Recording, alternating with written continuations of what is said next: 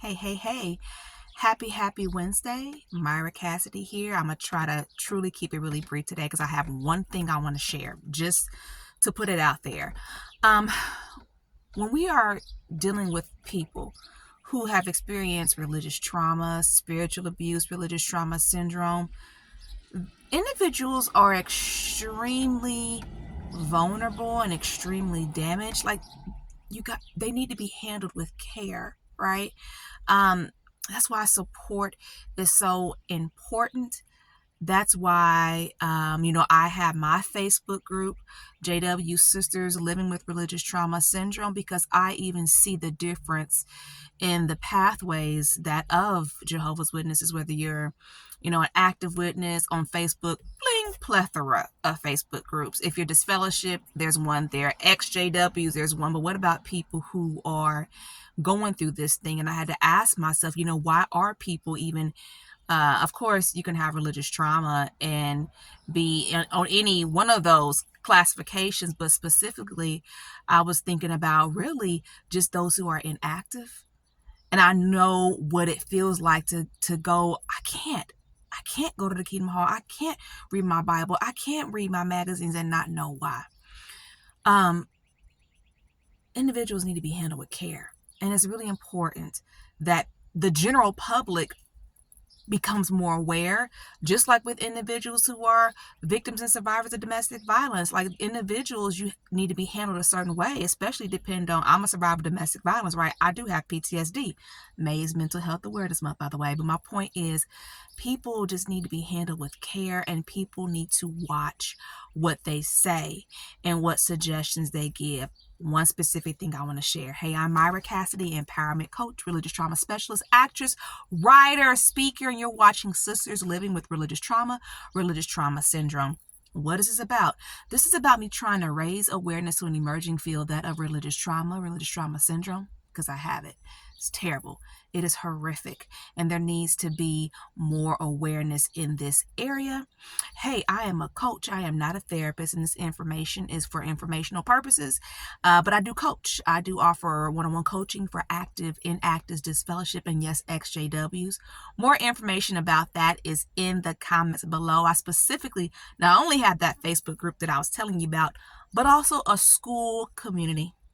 Skool.com/MRTS community. Skool.com/MRTS community. That's in the information below as well, so that people have access to understanding how to deconstruct and reclaim as they're going through this horrific process. This is I am an act. That's one thing I want to say. I do not represent the Worldwide Association of Jehovah's Witnesses. Let me put that in there. I do not represent the Worldwide Association of Jehovah's Witnesses. But yes, I am an active witness, and I know that looks very confusing for individuals.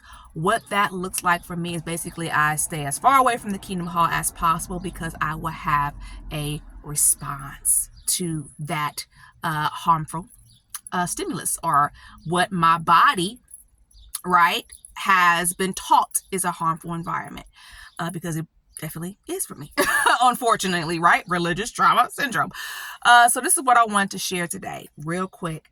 I've spoke about this before, but I want to just say it real plain, even sometimes when I look at the comments on my YouTube channel here, right, individuals will say stuff like, get you and your kids out of there, get your kids out of there, get your kids out of there. My youngest is 13. And this journey started a couple years ago. But even the whole thing about it is, these are, for the most part, individuals I don't know. And I've had conversations with people that I do know as well on that same topic of getting your children out of there. But here's the thing that a lot of people may not understand, and here it goes, the point of this whole video. When I was going through my situation in family court, if you leave your religion, that's the religion those kids have been taught, that's the religion that those kids are rooted in, you can lose custody automatically. I'm grateful that my attorney told me that. She was like, and by the way, if you're thinking about leaving, look, of course I wasn't, but because of all the abuse and the gaslighting and the things that was going on, not only from my ex, my JW ex, my JW family members, and even things at the current Kingdom Hall that I was going to, that all of that is what caused me to get the religious trauma syndrome, and I became inactive. I didn't realize what had even happened to me. I just knew that one night I woke up in the middle of the night and could not breathe and started to literally rip down everything that was a publication ever published from the Kingdom Hall, ever published from the Bible and Tract Society. I just kept ripping them off my bookshelf and threw it all in the garage. I had my first trauma response to everything, not knowing that was the night it triggered, right? And I became inactive for 2 years. But here's the thing about it. It's very, very important that people understand that a lot of times this gets messy. It's very, very complicated, especially when you're dealing with family court. No, I'm not an attorney. No, I'm not an attorney. I'm going to share my own personal experience because I think about that. I think about that, how what if someone is just trying to get away from a horrible, harmful marriage like I was, and I had to make, even with the process of me getting a divorce, I really didn't want a divorce. I'm trying to get us safe. I'm trying to get myself assets so that we can be safe because I don't know what's going to happen. And those are all things that spiritual leaders are not even concerned about, right? Or don't even care about. It's like, this is not California.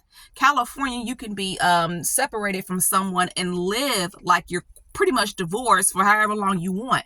In Indiana, the laws are much different. Like, if you want to get your name on stuff, you got to make moves. But one of the things I want to point out, and this is only from my own personal experience, I'm not an attorney, is that, yeah, if you walk away from that religion, in family court, custody automatically goes to the other parent. Just like why moving was not a possibility for me. Because if I would have moved, because of course I have family in Dallas, and they were like, come on, just come on. And honestly, that would have been the best decision for my children and myself if I would have moved with my family in Dallas. They're not Jehovah's Witnesses, but they are so super supportive. And they were like, look, we will help you get out of that toxic situation. It's bad. But what would have happened? You lose custody of your kids.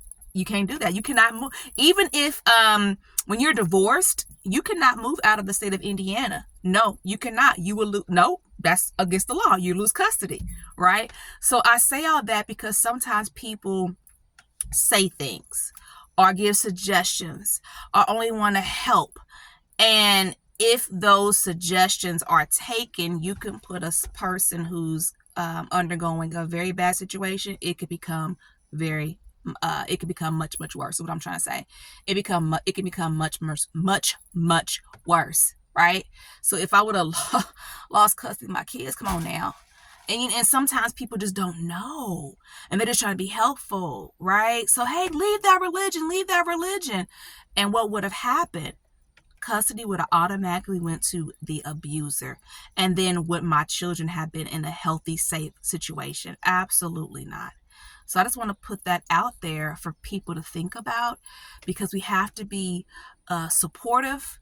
We have to listen, and we also have to know when we need to not say anything, because we don't know all the details. And those suggestions could put a person in a very, very bad situation. Just want to give that perspective for individuals to think about. So thank you for listening. Subscribe to my YouTube channel. Hey, if you're local, Indianapolis, Indiana, get your tickets to my play, August the 8th and 9th at Fonseca Theater. Definitely, you can get that at myraplay.eventbrite.com. Hey, take good care of yourself. Heal yourself, heal your children, heal correctly. It is a process. It is a marathon. Happy Wednesday.